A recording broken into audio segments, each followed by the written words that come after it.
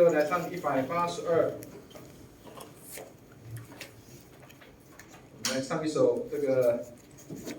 诗歌集的诗歌182，爱拯救我。这个应该上次这个我们的那个诗歌赏析里面有唱过这首歌了啊。182，爱拯救我。好，来唱这首诗歌哈，一起唱这首诗歌，一起唱对，来。平安平安我愿你，献你最深爱里，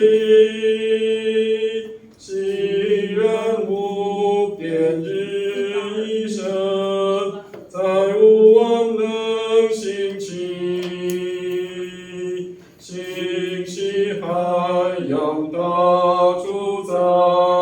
听我绝望呼救。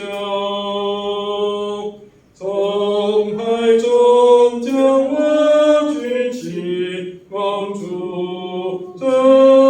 救，爱拯救我，爱拯救我，当无别法可救，爱拯救我。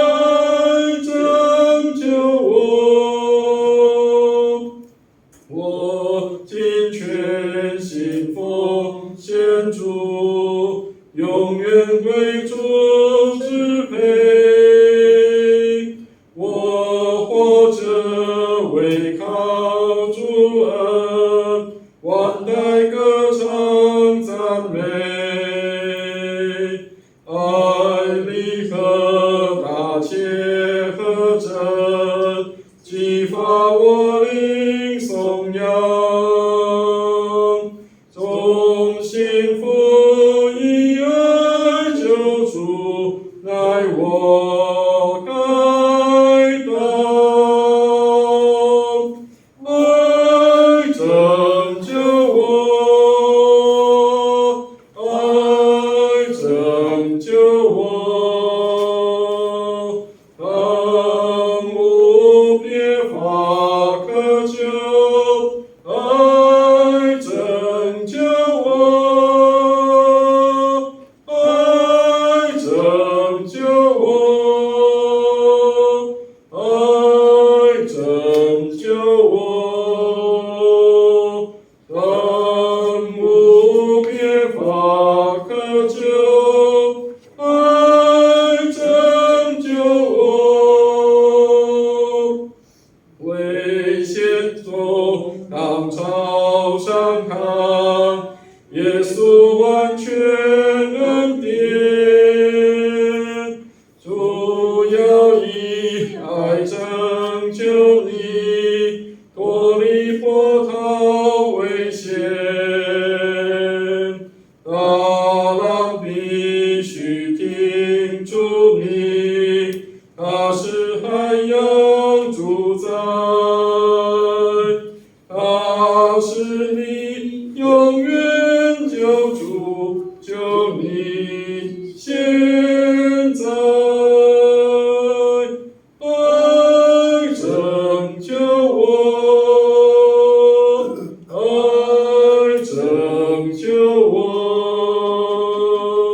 当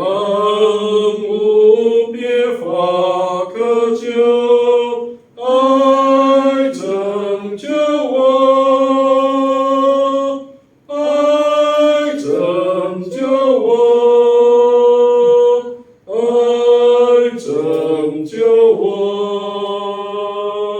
当无别法可救，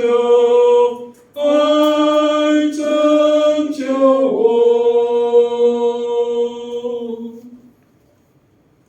感谢主啊！我们基督徒其实是给人盼望的。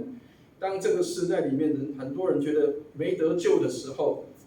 爱拯救我，这个就是我们要带给这个世界的信息啊。所以爱的源头就是上帝，所以从上帝的爱里面可以得到拯救。在这个世界觉得什么都没有办法的时候，当世界觉得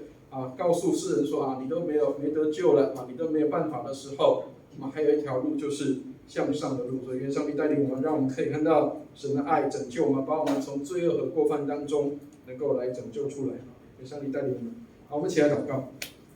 慈悲怜悯的天父，我们感谢你，为我们今天晚上的上课向你献上感恩。谢谢你给我们从圣经当中看到这圣经当中最美好的事，就是上帝的爱拯救了我们。谢谢你爱我们，并且你也与我们同在。谢谢主垂听我们的祷告，带领我们晚上的时刻能够更多的与你亲近，将你的话放在我们心里，你的话成为我们脚前的灯，路上的光。谢谢你垂听我们的祷告，带领我们在你里面蒙恩。祷告奉耶稣基督的圣名，阿们。好，我们再来复习一下这个我们的圣经目录歌请大家来翻开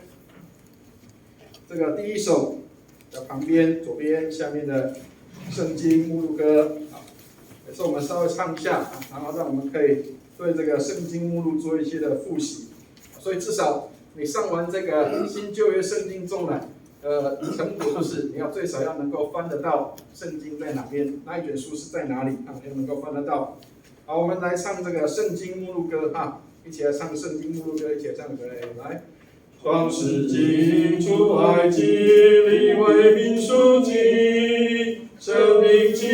约书亚，士师录得记，撒母耳上下，列王记上下，历代志上下，以斯拉记，尼希米以斯帖，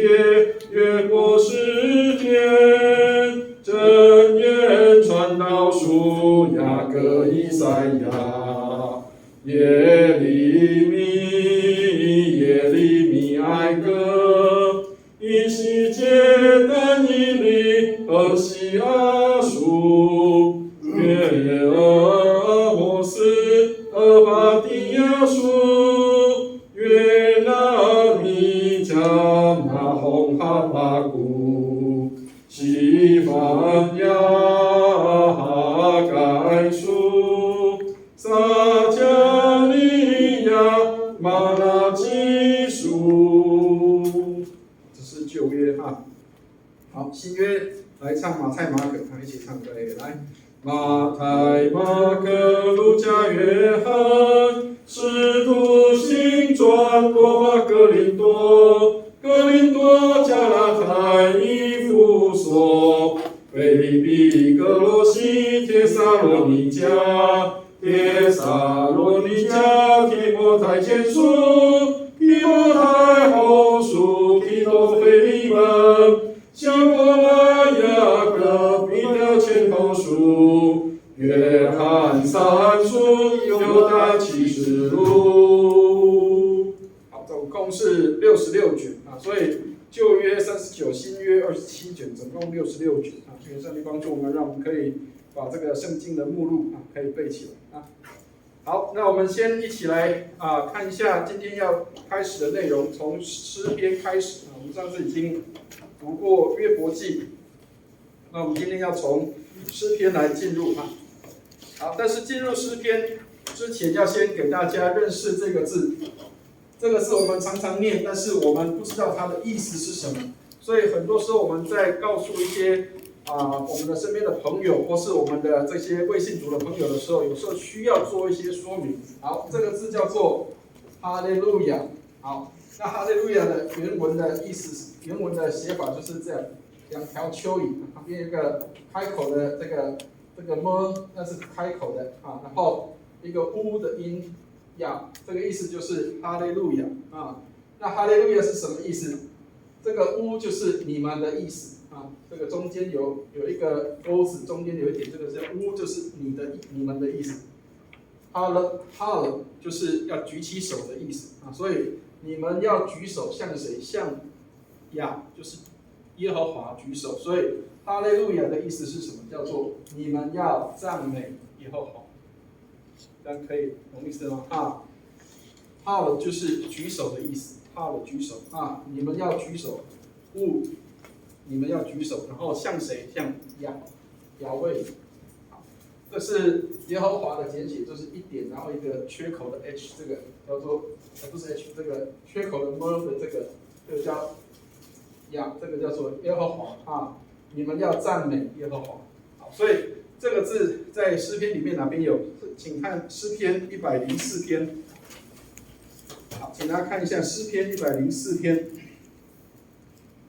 35节。诗篇104篇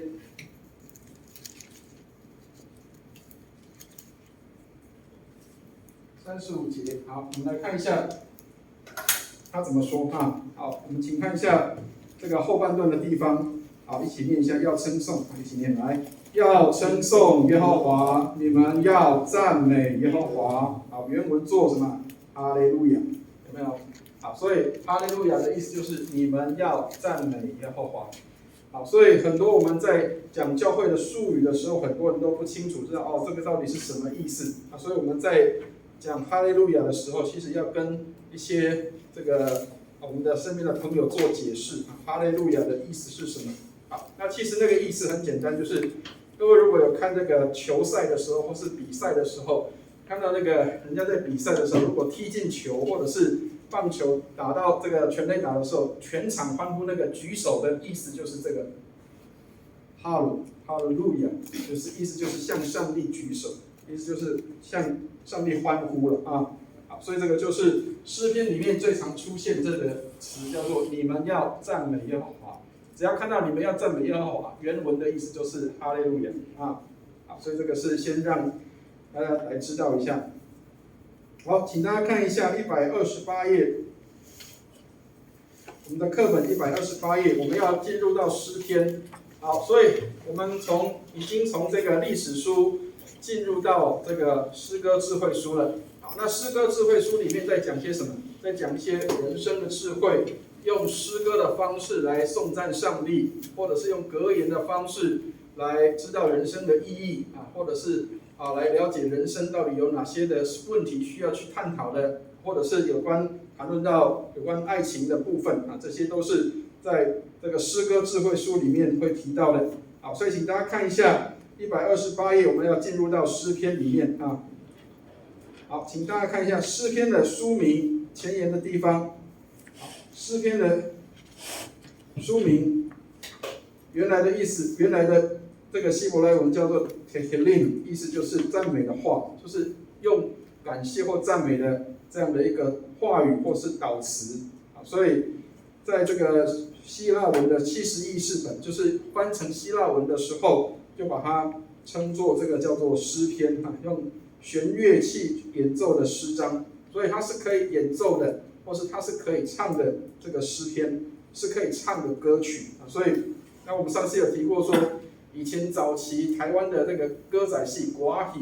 它有词但是没有调子。好，那我们后面会看到调子，哪些调子是属于哪些东西啊？好，所以诗篇它这里一个很重要的话语叫做诗篇，是一连串人向上帝祷告的祷告集，看到吗？在第四行的地方有没有？诗篇是一串人向神的祷告集。好，所以我们通常在教年轻人，或是在教弟兄姐妹刚出信的人的时候，我们就会讲一个事情，叫做如果不会祷告，要读诗篇；如果你需要人生的智慧，就要读箴言。这样可以了解意思吗？啊。所以，如果你不会祷告，你要学习祷告，从哪里开始着手？从诗篇开始着手，这样可以了解意思吗？啊，所以诗篇本身就是一个很好的祷告词。有时候我们如果不会祷告，或者是包括我们不想祷告或不能祷告的时候，可以透过诗篇来成为我们的祷告，这样可以了解意思吗？啊，所以透过诗篇可以成为一个很美的祷告词啊。好，我们来看一下作者的地方，请大家自己看哈。作者的地方大部分是大卫，但是不是全部都是大卫写的啊。所以他这里提到大卫是诗篇的主要作者，不是全部都是他，是主要的，就是他有好多的诗篇是他里面啊，它是挂名的写的是大卫的诗啊，所以比如说有大卫的诗啊，或是大卫的诗篇。好，居民大卫所写的总共有73篇啊，所以篇幅蛮长的。诗篇总共150篇，其中有73篇是大卫的诗篇，所以他算是蛮多这个产量的这个诗篇的作者啊。那也有所罗门，请大家看一下129页，所罗门也有一些诗篇啊，比如说像这里提到诗篇72篇及127篇，这是所罗门的诗篇啊，也有摩西的诗篇啊，比如说90篇，诗篇90篇啊。这个求你叫我们数算自己的年日，好叫我们得着智慧的心，这个就是摩西写的这个诗篇。好，可拉的后裔，或者是他叫做可拉的后裔啊，这个诗人是谁？可拉的后裔其实在讲的就是罪人的后裔。可拉就是当时跟这个摩西在旷野当中对抗的一群人里面的首领，叫做可拉哈。好，那大家千万不要以为说跟摩西对抗的是其他支派的人，不是，可拉也是利未支派的人。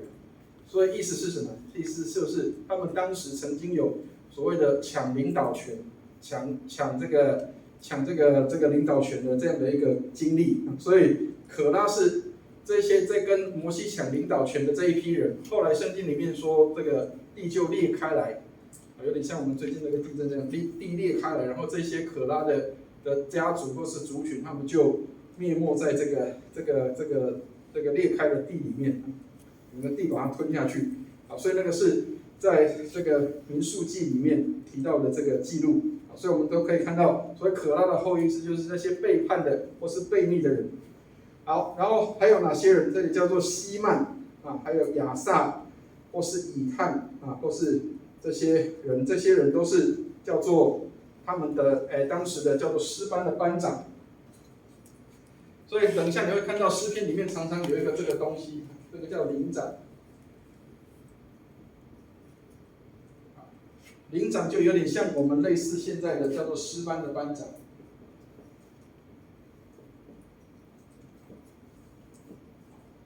大卫在诗班里面，他会选一些人成为诗班的班长，然后由这些人来带队来献唱诗歌在圣殿里面啊。所以圣殿里面，其实当时没有圣殿，他们是在会幕当中，但是大卫安排他们每2个小时轮一班的这样的一个诗班，总共有12个班次，所以意思就是每2个小时有轮一班，每一个时候都有人在唱诗献诗。所以这个希曼、亚萨、以探这些人都是所谓的叫做诗班的班长。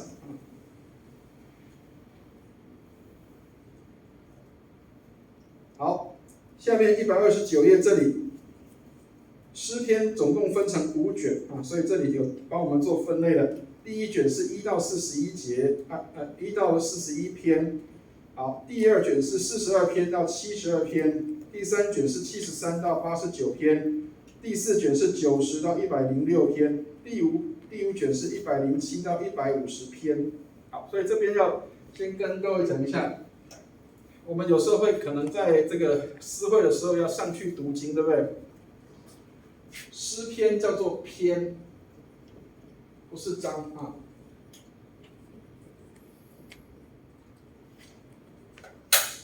我们在诗会的人有时候会把它念错，诗篇啊，比如说诗篇150篇，诗篇要用篇，不是章。章是比较类似像这个，散文或者是故事或是内容的部分，这个叫做章。但是篇就是诗的一个特别的一个用法，一篇一篇的诗啊，所以这个叫第几篇第几篇，所以我们用篇不是用章，这个让大家知道一下啊。好，这里就有提到了，有没有？这个以斯拉有没有？以斯拉是总编辑，所以我们上次有提过，只要旧约圣经里面不太清楚是谁，或者是这个内容有可能是有经过一些调整或是修改的，通常我们都会说是以斯拉。以斯拉编的，或是以斯拉去收集的，所以我们这边有看到以斯拉是5卷的总编辑。所以这5卷都是用颂赞做结尾的啊，比比如说像刚刚提到的哈利路亚，这个意思就是要赞美耶和华啊。好，130页，请大家看一下，这个是有人这样去做对照了哈，但这个就是稍微对比一下来看就好了啊，不一定是要按照这个去背它，因为这个是一个就是圣经学者他们认为有这样的对应性，但是不一定要把它看成是一定就是这样啊，一定就是这样。好，130页，请大家看一下诗篇的题材。好，这里有提到对偶，所以我们上次有提过叫做排句，有没有？诗的里面常常会有叫做对仗或者是对偶。我们在读这个诗篇那个唐诗300首的时候，我们比较多都是讲这个词叫对仗。比如说对仗就是，比如说它要有一个跟它对应的东西，比如说天对地，啊，那可能就是这个日可能就对月，类似像这样就是一个对仗。好，那所谓的诗篇里面的对仗，就是他这里讲的对偶，啊，它不是一个叫做像诗这个华人的诗里面一个字跟它就有意思，它是可能就是一整排的意思啊。所以请大家看一下，这里有正的对偶、反的对偶、合的对偶跟首尾的对偶，还有呼应的对偶，好，还有字母诗，所以这个在诗篇里面都常常会出现这样的一个内容。好，我们可以来尝试的看一下啊。好，正的对偶，请大家看一下诗篇103篇，我们找少一点的内容，大家看一下就知道。诗篇103篇，好，请大家翻一下哈，诗篇103篇。11、12节，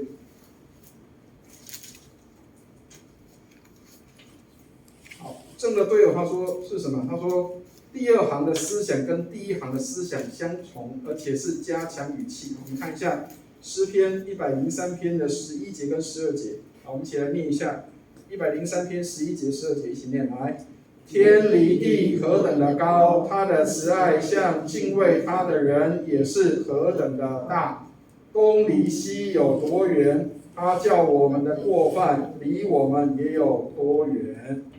好，这样有看到它的对仗吗？啊，天离地，东离西，啊，这个就是那个对仗，或是叫对偶，好不好？好，何等的高啊，有多远啊？这个都是叫做对偶，啊，所以这个叫正的对偶。好，反的当然就是意思是相反的。好，诗篇，你看一下诗篇90篇的第6节。好，我们翻到诗篇90篇第6节，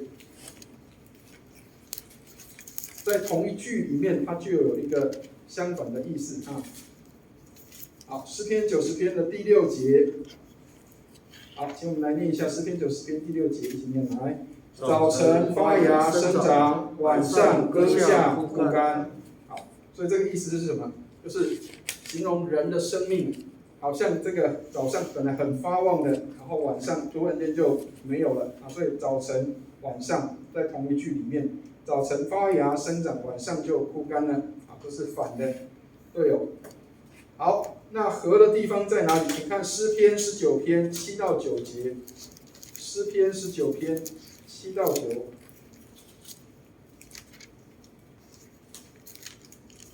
好，看一下诗篇19篇第7节到第9节。合的意思就是增添第一行的意思，而且两个是有连续的，它不一定用同样的词，但是它是有连续性的。好，诗篇19篇7到9节，好，一起念一下诗篇19篇7到9，一起念来。耶和华的律法全备，能苏醒人心；耶和华的法度确定，能使愚人有智慧；耶和华的训词正直，能快活人的心；耶和华的命令清洁，能明亮人的眼目；耶和华的道理洁净，存到永远；耶和华的典章真实、全然、公义。好，所以有没有看到它是连续的意思，但是是同样的意思在这里面？有注意到吗？啊，同样的意思，但是是连续，但是不是用同一个字，但是它用不同的字来代替。比如说律法、法度、训词、命令，还有道理、典章，这些都是类似的词，但是是加强那个语气，意思是连续的啊。好，首尾对偶，请看一下诗篇103篇，一样我们来看一下哈，诗篇103篇。好，我们取一段来看就好了，20到22节，103篇的20到22节。诗篇103篇20到22节。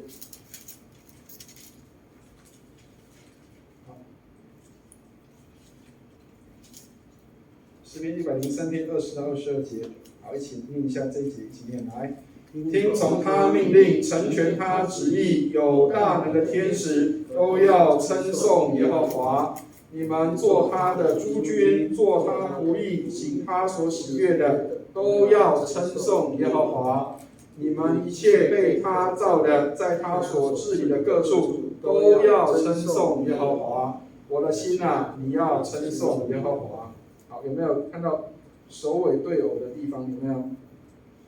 你们还有都要称颂耶和华，你们都要称颂耶和华啊。好，这个叫首尾对偶啊。好，呼应的地方啊，请看一下呼应，就是前面跟后面好像有一个唱和的那个感觉啊。请看一下诗篇75篇，好，往前翻，诗篇75篇1到3节。好像有人问，然后就有人答了。75篇1到3节哈。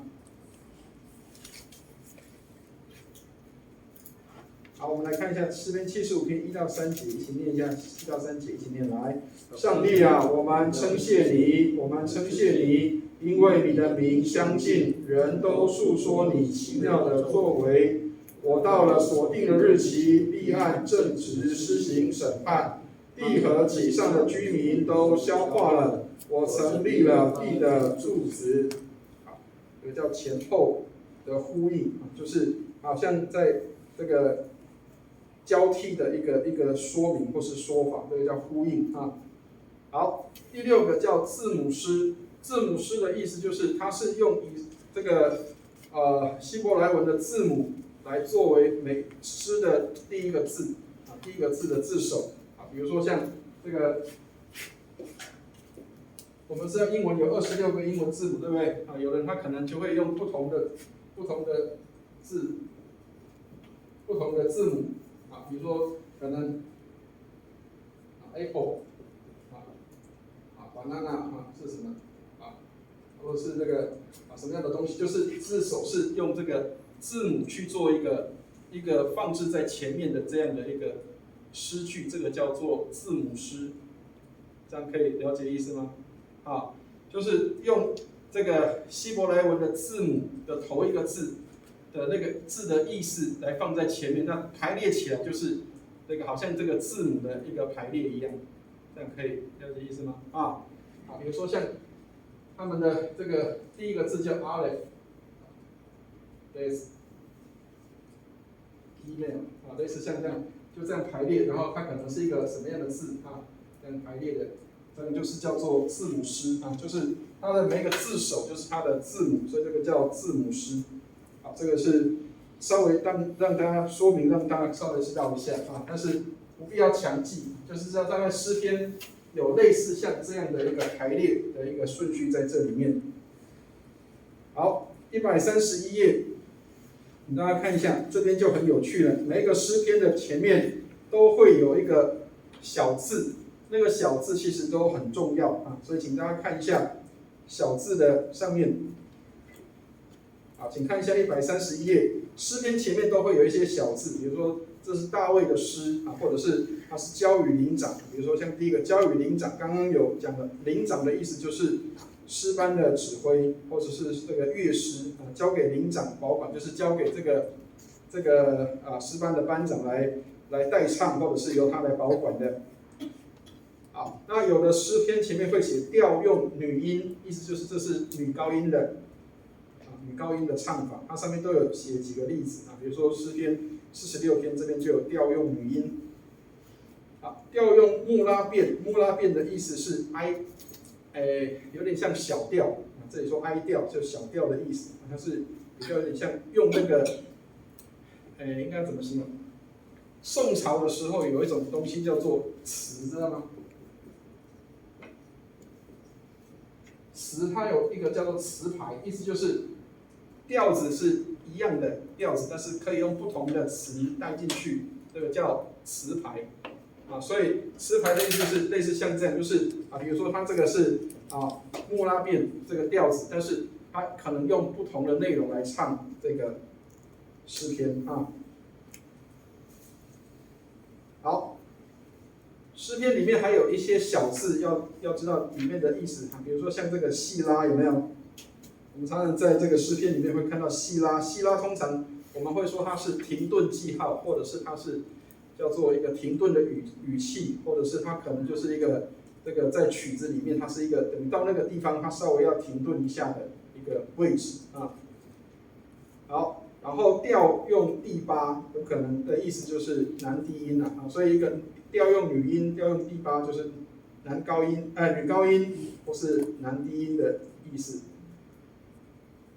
好，休要毁坏这样的词也是这个意思，就是这个在危险跟患难的时候会用的一种曲子或是曲调，但是内容可能就是一个，就是可能用当时的一个曲调，然后用不同的词放在里面好，调用远方无声歌，这个也是哀歌，就是比较小调的。好，还有百合花，可能就是比较愉悦或是快乐的一个诗歌的调子。还有调用朝露，就是早上在唱的。好，那麻哈拉这个也有叫做大舞蹈，就是可能在跳那个广场舞的时候会用到的。好，琉璃歌这也是比较危急的时候呼喊，或者是一个患难的时候会唱的诗歌，所以里面有一些是很相近的。好，爱慕歌就是它可能是表达一个爱意的诗歌。好，金诗就是它可能是刻在这个金属器皿上面的，叫做金诗就是它可能是铸造的或是刻在上面的。好，加特乐器指的是外邦人的乐器有点像各位知道那个我们华人有那种叫做胡琴，知道吗？有胡的这个东西二胡或者是胡琴这个东西，都是叫做外族人的乐器，所以其实华人的乐器里面没有这个东西，它是从谁那边拿来的？从西域，华人从西域里面拿过来用的，这个叫做胡琴，所以它叫二胡或是胡琴。那这里也是加特的乐器，指的也是类似像这样的意思，就是它是从加特这个地方，从非利士人拿的乐器来做它的乐器好，丝弦的乐器，那当然就是指那个琴瑟，有看过那个中国那个古筝有没有那个弹的那个叫做丝弦的乐器，还有吹的乐器，当然也有可能是指这个叫做吹号或者是小号，或者是类似像那样的乐器。那这里说有可能是指风格，那不确定，就是大概类似乐器，大概可能是这样。好，那另外一个常常出现的叫做上行的诗，这个上行的诗指的就是你要登到这个圣殿上去的时候，要登阶上去的这样的一个诗歌了所以这个是以色列人1年3次要到圣殿里面去敬拜上帝的时候，要爬山的时候唱的诗歌，叫上行的诗。好，所以诗篇121篇里面提到这样的词，有时候我会在家庭礼拜的时候带大家唱这首诗歌这个我要向高山举目，我要向山举目，我的帮助从何而来？我的帮助从造天地的耶和华而来。这个就是登阶的诗，或是叫做上行的诗爬山的时候会唱的诗歌。好，然后耶杜顿就是这个以探他是这个诗班的班长之一，所以调用耶杜顿就是用耶杜顿这个人的这个曲调来唱的。好，训诲诗就是教导人的，或是提醒人明白这个真理的诗歌。那特别像大卫在犯罪的时候，他常常写这个叫训诲诗，比如说像诗篇32篇里面，这里提到说，这个诗篇他说这个上帝不看为有罪的，这人是有福的，类似像这个叫做训诲诗啊，所以这个是诗篇里面的一些曲牌或是曲调的内容。好，到这边可以吗？有没有什么样的问题？所以诗篇是很有趣的。如果我们读诗篇的时候，其实不要用比较严肃的想法去看它。念诗篇的时候，其实要把它当作它好像是一篇祷告词啊。这个人他用这一篇的内容来成为他的祷告，或是用这个来唱诗歌啊。那透过这个，你就会发现这个唱的诗歌或是这个祷告词是很有意思的。它是在什么样的情况下？比如说，他可能是在这个很患难的时候，他可能就会用流离歌啊，或者是他可能会用这个无声歌这种哀调啊，或者是便拉木这种这个比较悲哀的曲调。那或者是他用很快乐的，用百合花朝露这种叫做比较愉快的方式来编的这个曲子啊，这个都是诗篇的风格跟内容。好，到这边可以吗？有没有什么样的问题？啊，所以学音乐的人可能就很容易去理解那个刚刚讲的这些内容啊，因为很多的曲调你可以用不同的方式去做表达啊，它可能甚至可能你的停顿点在某一个地方的时候，那首歌的那个意思或者是那个感受又会不一样啊，所以你就会发现说，这个当时的人他们用没有办法像我们现在用五线谱去看那个曲调，但是他会知道哪里要停顿，哪里要唱，哪里是女高音，哪边是那个低音啊，类似像这个，他们就会用一个标记或者是用一个词去代替它。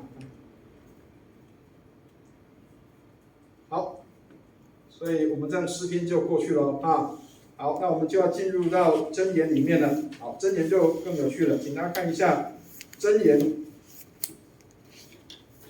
好，进入箴言以前，我们先看一下一个对比对照，请看一下134页。134页这里提到箴言跟诗篇的比较啊，为什么会特别做这个比较？诗篇大部分的篇幅是这个大卫写的，所以它里面有至少73篇是大卫的作品。那反过来，在箴言里面很多部分是所罗门写的。那这个老爸跟老爹的作品就可以知道他这里面有什么不一样的地方啊。请大家看一下诗篇，他说重视灵交，重视跟上帝的关系啊。然后箴言他说重视社交跟人的关系。好，所以诗篇里面比较多谈到人跟上帝的关系，箴言里面比较谈到跟人的关系，人跟人的关系。好，然后诗篇里面提到信徒对上帝跟信徒对那个人的对比，箴言是讲到信徒对人，我们在日常生活怎么样跟人相处，然后诗篇比较多提到跟上帝相处的部分啊。好，那一个是讲的是生命，另外一个讲的是生活，你怎么去做。那信心，一个是讲这个诗篇里面讲的比较多是信心，对上帝的信靠，然后在箴言里面比较讲的是行为的部分，啊，行为的部分。好，他这里有一个对比不太一样啊。他说旧约的保罗，其实旧约里面没有保罗，旧约的保罗是指什么？保罗是强调信心的，好，所以诗篇里面比较像是保罗的那个作风跟做法，就是新约里面保罗的做法，提醒要有信心，对上帝的信心，这个是保罗。好，那雅各书旧约的这个旧约的雅各指的也不是旧约的这个雅各，不是，是指的是雅各书里面新约的雅各书里面那个雅各他的风格，他是比较重视跟人的这样的一个部分啊，所以一个是重视跟上帝的交通，一个重视跟人的交通。好，诗篇里面是在患难中的祷告，就是你在这个困苦中可以跟上帝的祷告。然后这个箴言讲的是平安时的一个形式，你怎么样在做人处事上怎么样去应对进退然后崇拜的部分比较多是诗篇里面在陈述的，那形式怎么去做这些事情，这个是在这个箴言里面好，在密室里面的双栖就是跪着祷告的，这个比较多是诗篇在提到的。在世上的双脚就是指的是实践的部分，所以他说灵修跟实践，生命之道跟处世之道，所以这个是诗篇跟箴言的一个对比不一样的地方。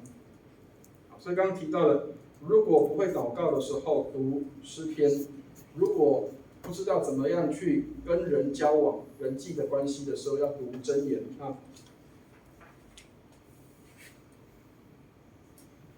好，请看一下回到133页这里，请看一下箴言是什么东西请看一下箴言。好，先看前言的地方，他说用格言教导人是古代的一种教学方法，所以我们看过那个有一种东西除了格言以外，有一种东西叫座右铭，知道吗？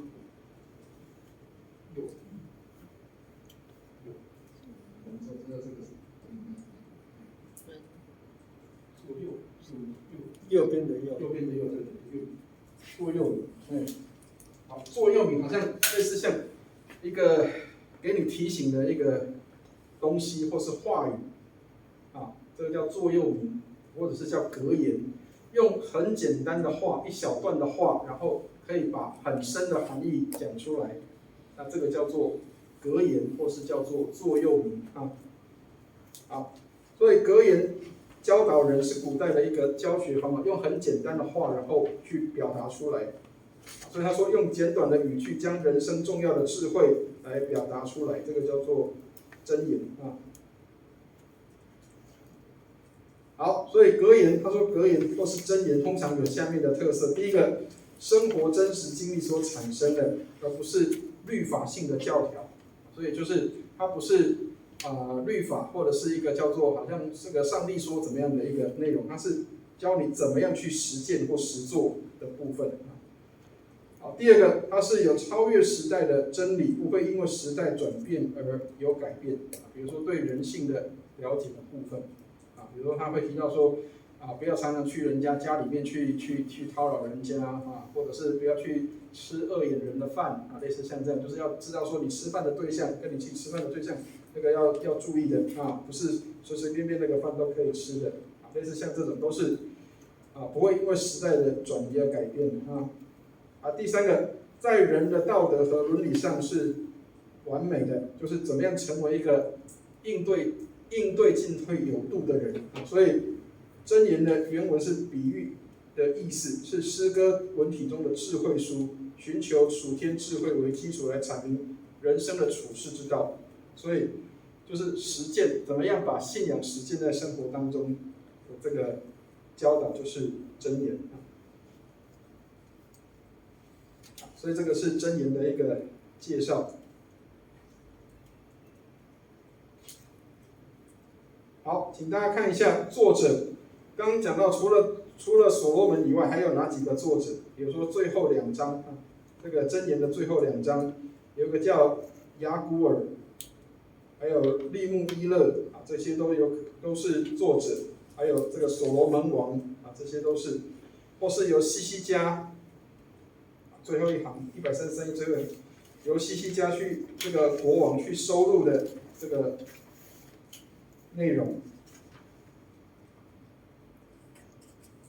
所以这个所罗门其实他有写很多的这个箴言所以这里听到说曾作箴言3000句，134页上面他曾经写很多的箴言，但是其实内容里面放的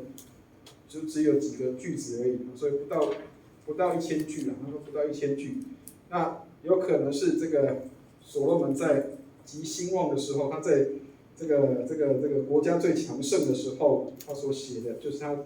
这个发展到最好的地方、最好的时候所写。所以箴言很有趣，箴言总共有31章，所以一天读1章箴言，其实大概就是1个月的量。所以很多人会把箴言当作灵修的一个内容。其实你灵修的话，一天读1章的箴言，其实就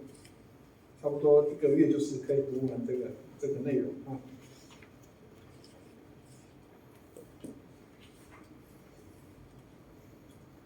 好，135页以后，请大家就自己看一下啊。好，但是第8那个利木伊勒王的箴言，这个就是教导一个妈妈在教导她的儿子怎么样去，